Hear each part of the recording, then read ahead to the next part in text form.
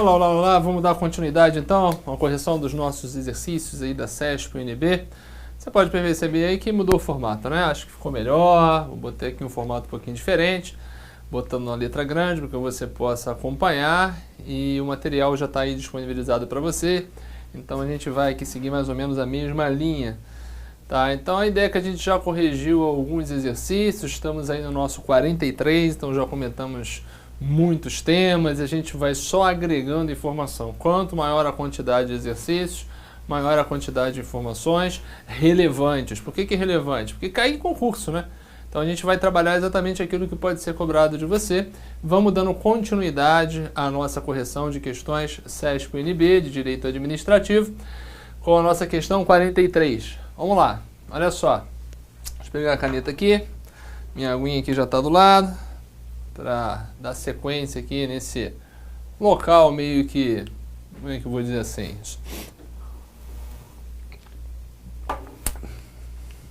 Meio que uma solidão, né? Estou aqui no 4, meio sozinho. Mas você vai estar me assistindo aí, então não tem problema. Qualquer contato, você sabe onde me encontrar para tirar as suas dúvidas. Questão 43. Julgue o próximo item a respeito do controle da administração. 43. Os casos de controle legislativo sobre o Poder Executivo devem estar dispostos na Constituição Federal, pois constituem exceções ao princípio constitucional da separação de poderes, razão pela qual não se admite a sua ampliação por legislação infraconstitucional.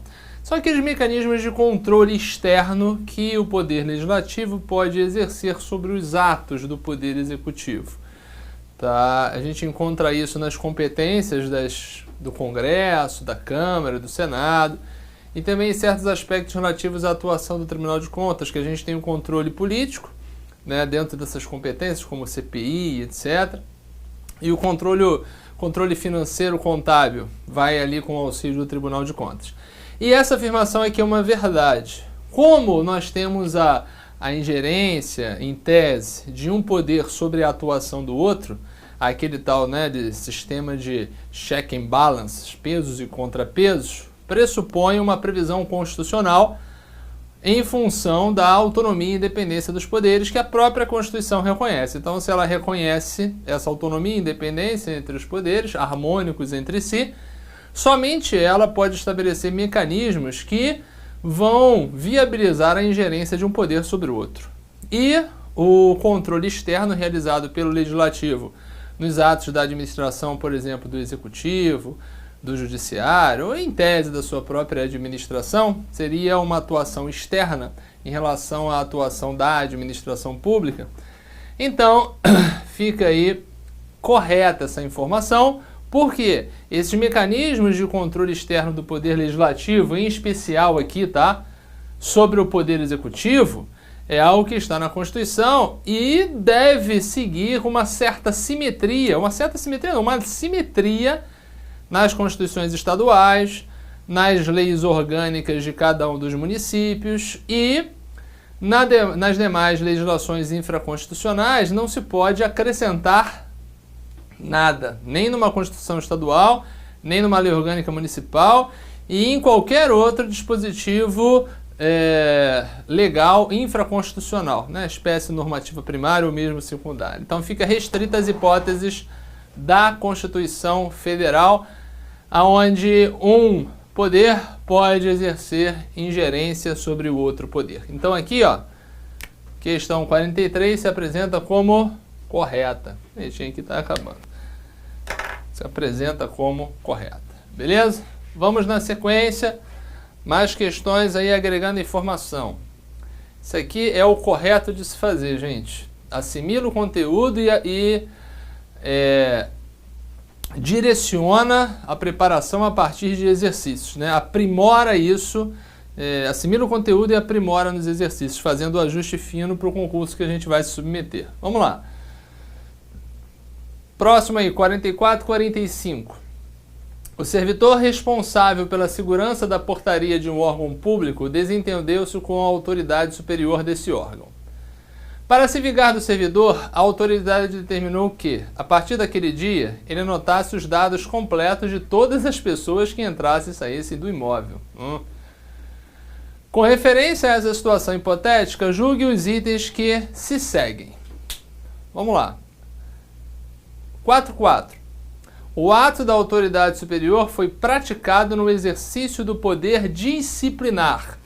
Olha, o poder disciplinar, no âmbito da administração pública, envolve a prática de ilícitos administrativos por parte de um determinado agente ou pessoa que tenha um vínculo específico com a administração, que no caso o servidor tem esse vínculo específico, né, esse vínculo é um vínculo funcional, que vai determinar o exercício do poder disciplinar.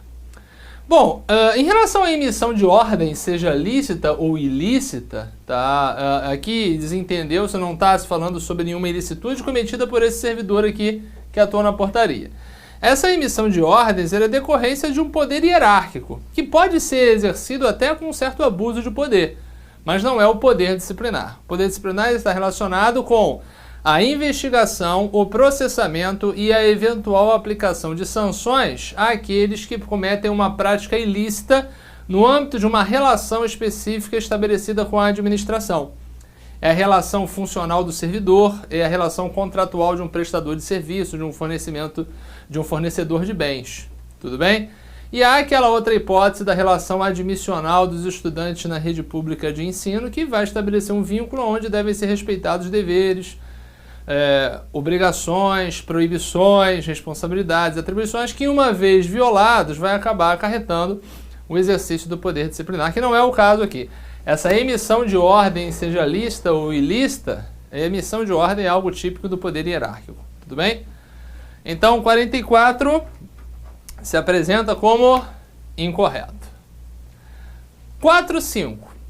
Na situação apresentada, a ordem exarada pela autoridade superior é ilícita por vício de finalidade.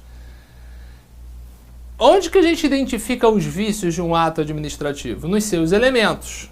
Pode ser o agente incompetente, a forma não prevista em lei, em desacordo com a forma prevista em lei, a finalidade outra que não o interesse público, a ausência da situação de fato e de direito que justifica a produção do ato, que é a ausência do motivo, e um objeto que vem agredir o ordenamento jurídico de uma forma geral, que é aquilo que se produz efetivamente. Pelo que se coloca aqui, ele está falando que essa emissão de ordens não foi destinada a satisfazer o interesse público, e sim para se vingar do servidor. Então é o interesse pessoal desse superior aqui, do responsável pela segurança, que preponderou sobre o interesse público para que ele emitisse essa ordem aqui, que se fosse lícita, seria no exercício do poder hierárquico. Bom, e é verdade argumentar que nessa situação a ordem exarada pela autoridade superior é ilícita por vício de finalidade. Vício de finalidade. Então, dos 5 elementos que compõem o ato e mais a motivação, que são os parâmetros a partir dos quais nós podemos verificar a validade de um ato administrativo, a licitude desse ato administrativo, o que é agredido nessa questão, nesse enunciado, nessa situação aqui apresentada, é justamente a finalidade. Então, o nosso gabarito aqui, eu até botei, o símbolo é isso aqui, tá furado, é um 0. Agora aqui, tá ok, aqui tá certinho. Então aqui é falso, aqui é correto, errado e certo no modelo CESP-UNB. Vamos ver se tem mais alguma nessa aqui, que pela sequência aqui não dá para eu ver. Vamos ver se tem mais 46 é dela. Não, 46 já é uma nova questão, beleza? Então, anotou aí? É uma matéria inerente, é um tema, que envolve uma questão que envolve poderes da administração e também atos administrativos, atacando 2 pontos da nossa matéria. Vamos em frente. NPU 2015. Acerca do regime jurídico dos servidores públicos federais, julgue os itens subsequentes. Então, quando a gente fala regime jurídico dos servidores públicos federais, a gente pensa basicamente em Constituição e Lei 8.112, salvo se existir alguma outra lei que possa ser cobrada no concurso em específico. Olha só. Vamos lá. 46, 47, 48. Vamos ver se tem mais alguma coisa. Não, 46, 47, 48 aí trabalhando o tema. Vamos bater uma a uma desses enunciados aí. 46. O servidor público federal estável, habilitado em concurso público e empossado em cargo de provimento efetivo, só perderá o cargo em virtude de sentença judicial transitada em julgado. Questão bem tranquila, né? Se você já está aí se preparando há um bom tempo, você mata isso aqui com tranquilidade, daquelas questões que a gente não pode deixar de acertar, porque as hipóteses a partir das quais o servidor estável, titular de cargo efetivo concursado, pode vir a perder o seu cargo a contragosto da sua vontade, são 4. E não apenas uma, como se pretende colocar aqui. Porque ele bota aqui a palavrinha, que a gente tem que procurar, ó, só. Tá? Só perderá o cargo em virtude de sentença judicial transitada em julgado? Não. Existem outras 3 situações. Primeiro é processo administrativo disciplinar, onde se confere ampla defesa.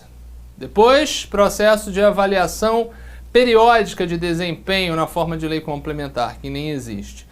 E o excesso de gastos com o pessoal que está lá no artigo 169, parágrafo 4º. Então, para responder esse enunciado aqui, a gente deveria conhecer o artigo 41, parágrafo 1º da Constituição Federal e o artigo 169, parágrafo 4º, também da Constituição Federal. Beleza? Então, esse aqui está errado. 47. Os atos praticados pelos servidores do MPU, que é o Ministério Público da União, possuem presunção de legitimidade, não sendo possível, por isso, questionar-se administrativamente a veracidade dos fatos expostos em declaração por eles exarada. Olha só, ele está misturando aqui um pouquinho de atos administrativos, porque ele passou a trabalhar nessa questão típica do modelo CESP-NB. Em uma questão e em diversos enunciados, ele vai trabalhar, às vezes no mesmo enunciado, mais de um aspecto da matéria. Então, se antes aqui a gente falou de Constituição, agora a gente está na teoria clássica de atos administrativos, trabalhando especificamente os atributos, as características dos atos administrativos.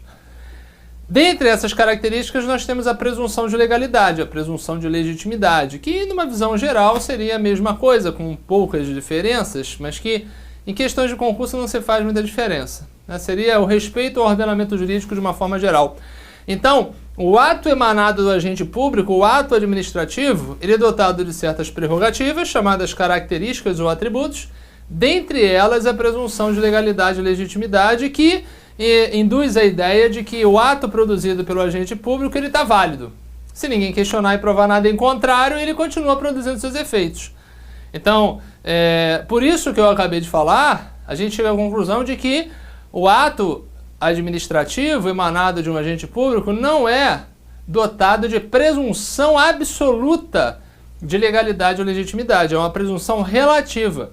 E a presunção relativa é justamente aquela que, em princípio, está certa, mas admite prova em contrário para afastar a validade daquele ato e os efeitos que ele acaba produzindo. Então, se tiver prova em contrário, às vezes até o próprio início de prova, aquele indício que não é categórico, mas induz a ideia de que aquele ato não seja tão lícito assim, faz com que a administração pública tenha que sair da sua posição de conforto para determinar, melhor, para defender a validade do seu ato. O cara aponta ali uma informação, então cada vez mais se exige que a administração ela emita as suas decisões de forma mais adequada possível no que tange a poder sustentar as suas decisões com provas futuras, uma vez sendo questionado. Então, olha só, aqui aparentemente está errado, tá? Não sendo possível, por isso, questionar-se administrativamente a veracidade dos fatos expostos em declaração por eles exarados, não é possível questionar-se. E se esse questionamento apresentar provas no sentido de que o ato é ilícito, esse ato ele tem que ser considerado inválido, ele tem que ser anulado, para ser mais exato. Então aqui, ó, tá aqui, né? Não sendo possível, por isso questionar. Isso aqui está furado, é possível questionar-se, porque a presunção é uma presunção relativa, ou uma presunção iuris tantum, como se diz, que admite prova em contrário. Beleza? Vamos em frente. 48. Servidor ocupante de cargo em comissão pode ser exonerado a qualquer momento, independentemente de motivação.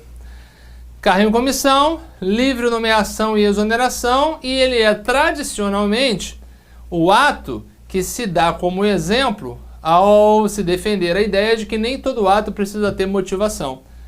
Todos os atos têm motivo, que é um aspecto mais subjetivo em relação ao ato, mais interno, mas a motivação, ela não existirá em todos os atos, que é a demonstração, a apresentação dos motivos das situações de fato e de direito que sustentam a produção do ato, para viabilizar eventualmente o controle desse ato a partir dessa justificação. Mas nem todos os atos, eles são detentores dessa obrigatoriedade, melhor, né? Nem todos os atos precisam de uma motivação. E o exemplo clássico de ato que não precisa de motivação é esse que está aqui apresentado, que é a exoneração de cargo em comissão. Então, de novo, o servidor ocupante de cargo em comissão pode ser exonerado a qualquer momento, independentemente de motivação? Sim, né? O gabarito da banca foi sim, o meu azul aqui está prejudicado. Eu vou usar o preto. Beleza? Então, certinho aqui no 48. Fechamos então mais uma questão com 3 enunciados da nossa UNB. Relativamente tranquilo, né, gente? Daria para acertar. Vamos em frente. Deixa eu beber uma água aqui que já está secando.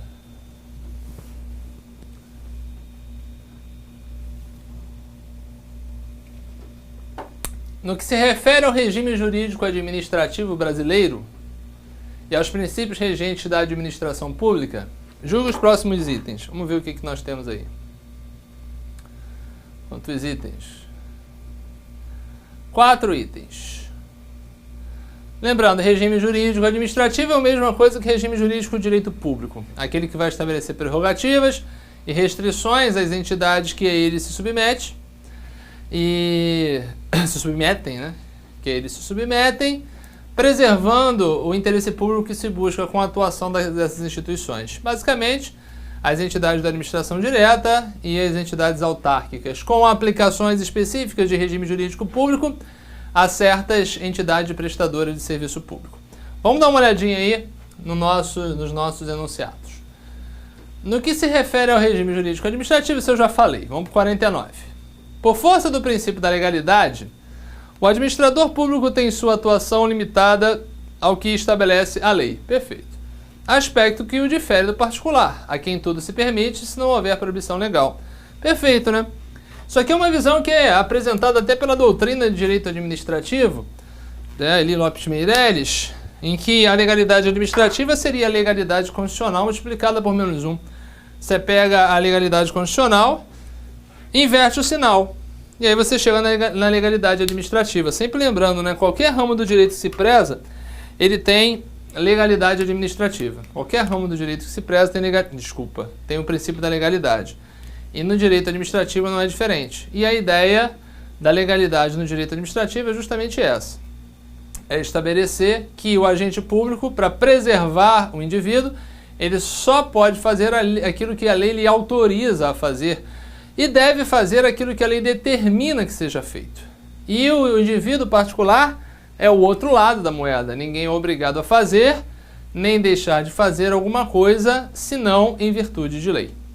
Tudo bem? Então, certo, 49. 50. Em decorrência do princípio da impessoalidade previsto expressamente na Constituição Federal, e está mesmo no artigo 37, a administração pública deve agir sem discriminações, de modo a atender a todos os administrados e não a certos membros em detrimento de outros. Essa é uma ideia razoável, né?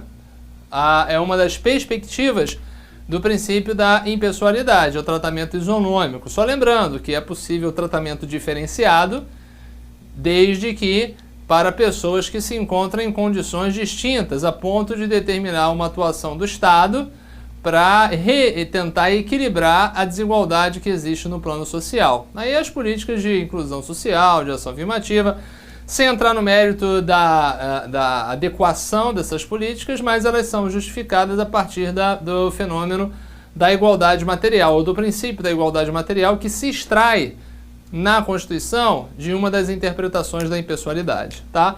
Mas dentro do contexto que está aqui, vamos dar uma leitura novamente, há que se reconhecer que não há questionamentos acerca desse enunciado.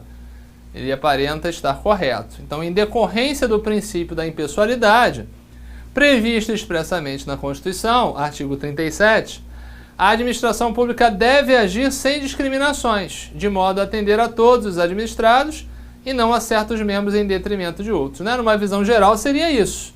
Ele não entrou no mérito aqui se é possível ou não um tratamento diferenciado. Está dizendo que é uma ideia central. Então, a ideia central da impessoalidade é essa. Lembrando que a impessoalidade, do ponto de vista da igualdade, busca uma igualdade material, onde é possível o tratamento de forma diferenciada para os diferentes, quando o Estado se mostra um agente necessário, um agente adequado a sanear as desigualdades que são identificadas no âmbito da sociedade. Ok? Vamos lá. Ainda na mesma questão, né? Certo e certo. Vamos em frente. 51, 52. O princípio da eficiência está previsto no texto constitucional de forma explícita. Olha, é verdade, né? Eu não acredito que isso seja muito difícil, não. Lá no artigo 37 a eficiência está lá. E olha que é uma questão recente, né? Às vezes me parece o seguinte, ele pegou uma questão antiga e copiou aqui, não é possível. Porque olha só, a questão, ela é de 2015, tá? E ela aparece agora. Isso já foi, assim, novidade. Eficiência já foi novidade de forma explícita. Por quê? Porque até 98, a eficiência, ela... Estou lutando aqui bravamente contra o espirro. Se preparem, tampa os ouvidos, mas eu vou vencer. Então, o princípio da eficiência ele está previsto no texto de forma expressa, só que até 98 não estava. A emenda constitucional 19 de 98 é que trouxe o princípio da eficiência para o texto expresso do 37. Não que ela não fosse reconhecida antes como um princípio implícito, mas para deixar claro que a máquina pública deve ser eficiente, entendeu-se por bem colocá-lo lá junto com os demais que já existiam no artigo 37 e juntamente com o princípio da eficiência, diversos outros mecanismos eles foram agregados ao aspecto da administração pública na Constituição. Beleza? 5.2. O regime jurídico administrativo brasileiro está fundamentado em dois princípios dos quais todos os demais decorrem, a saber, o princípio da supremacia do interesse público sobre o privado e o princípio da indisponibilidade do interesse público. É um entendimento que é possível, é adequado, a SESP entendeu correto, há quem diga que aqui deveria estar agregado também a legalidade, mas o entendimento que o alicerce seriam esses três, mas esses dois estão assim, abarcam a legalidade de uma forma geral. Eu particularmente acharia interessante agregar aqui também a legalidade, mas do ponto de vista reconhecido, implícito, né, o Celso Antônio Bandeira de Mello inclusive chama isso das pedras de toque do regime jurídico administrativo. Então, supremacia do interesse público, que não é absoluto, e a indisponibilidade do interesse público, que também, né, não é assim, algo que vá, em tese, a indisponibilidade ela se apresenta de forma meio que impositiva, não vejo exceções para ela, apesar de nunca ter visto aprofundado um debate sobre isso, mas a supremacia ela realmente não é absoluta. Em certas circunstâncias, direitos individuais, por exemplo, podem preponderar sobre um eventual interesse público, né? A proteção do direito à vida, o direito à intimidade, a integridade física, podem, numa ponderação do caso concreto, preponderar. Então não há, assim, uma visão absoluta do princípio da supremacia do interesse público. Já a indisponibilidade do interesse público, eu não vejo que a gente possa colocar uma exceção aonde o agente público pode dispor do interesse público em função do seu interesse particular, tá? Mas enfim, ainda não vi o debate muito apurado sobre isso, não. Então, questão 52. foi considerada também como correta. É a mesma coisa que o princípio da moralidade, o princípio da impessoalidade. Será que eles poderiam ser afastados em algum momento e a gente ser imoral do ponto de vista administrativo ou impessoal? Esses princípios, para você encontrar um exemplo aí que estabeleça uma relativização, eu acho difícil. Nunca vi isso ser debatido em questões de concurso, tá?